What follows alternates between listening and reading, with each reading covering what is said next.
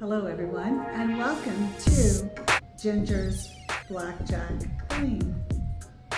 So what we're going to be doing is talking about some different scenarios. And one of the favorites that I have is splitting. So many people say, when do you split cards? When do you split? When do you double? Well, today we're talking about splitting. So you can split anytime you get a pair. You simply take your bet. I have $50 out there right now. So I'm going to put another 50 out there, and I go like this, telling the dealer and all the eyes in the skies that I would like to split. The dealer then separates the cards, and now one hand turned into two hands. This is a prime scenario. So I have pocket eights against a dealer's threes. Now we have two hands. So now we're going to say, give me a card on, I will take a card. Now this is a 14 against a 3. We can also start talking about bus cards, but that's not what this Blackjack Bling is all about. So we are just simply going to stay, because that's a dealer's bus card. I want the dealer to bust. Give me a 10, dealer. All right, now a 5. That's also not very good. So now this is a 13 against a 3. We will also stay. All right, so now let's see what the dealer has. And the dealer is going to turn over a 10. And then the next card up, bust, 23. Yes, because 23 is a bust. That means these hands win. Everybody else wins that did not bust. So dealer paid. Thank you. Again, you can split any pair. The book says always split aces and eights. Doesn't matter what the dealer is showing. The other cards, it will depend. There will be a variable, and it will depend. For example, so now we have a pair of 7s. This is kind of tricky, but it all depends now on what the dealer has. If the dealer has a bus card, which is a 3, 4, 5, 6. Now, some people consider a deuce also a bus card, but a lot of people don't. So we are going to say this is a bus card. Now I'm going to put up a comp bet of $50 once again. I'm going to put a second bet out there. I cannot touch the initial bet. I cannot touch the cards.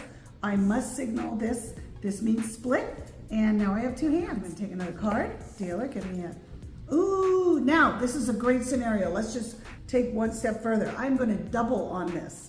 You can double, because doubling on an 11 against a 3. Face down at this casino. So yes, let's go face down. And we're going to take a card over here on this 7. Now we have a 9. I could double it, but I'm just going to take another card. Ah, wonderful, a 20. Okay, staying here. Let's see what you have, dealer. Okay, dealer has a 5 now. 15. Come on, dealer bust, dealer bust, dealer bust. Woohoo! All right, good job.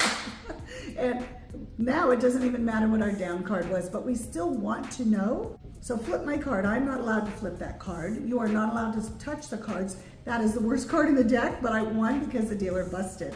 So that's wonderful. All right, beautiful. In my book, it is more fun winning on splits and doubles than it is winning on a blackjack. All right, so always split aces and eights. Now we have a pair of aces.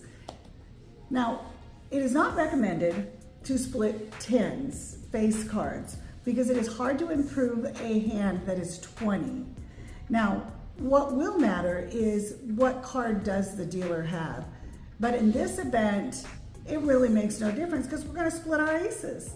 So I am going to put up a matching bet. There we go. And I'm going to signal to the dealer I would like to split. The dealer will now separate my cards. This is another thing. The majority of the casinos, the dealer's going to move it all around. You're not allowed to move it around. The majority of the casinos, they all allow you to split most hands. They might have some restrictions to some. And on aces, the majority of the casinos will only allow you to get one extra card. So dealer will just slap one down on this hand and slap one down on that hand. All right, and so that worked out well for me. This ace will also get slapped with one card only because most casinos work that way. And now the dealer will hopefully bust and I can win both my hands, but we don't know. 18, all right, well, I won one, lost one. So it's basically a push in that sense. Won one, lost one. Okay, thank you, dealer. All right, this is another scenario of splitting. Anytime you have a pair, you have the option to split. Now, is it wise to split in this situation? Let's take a look. We have a pair of sixes. Sixes, that is 12. We're up against a 10, so the sixes you might split. It depends on what card the dealer is showing. The dealer is showing a 10. Well, we have to assume the unknown cards are most likely going to be a 10. So in this instance, I will say, no thank you, I will just take a card, I will not split. And I take a card. Whoa, okay, so now I have 20. What does the dealer have? Oh, can I have my cards back, or I want to split? 19, I still won. 20 beats 19.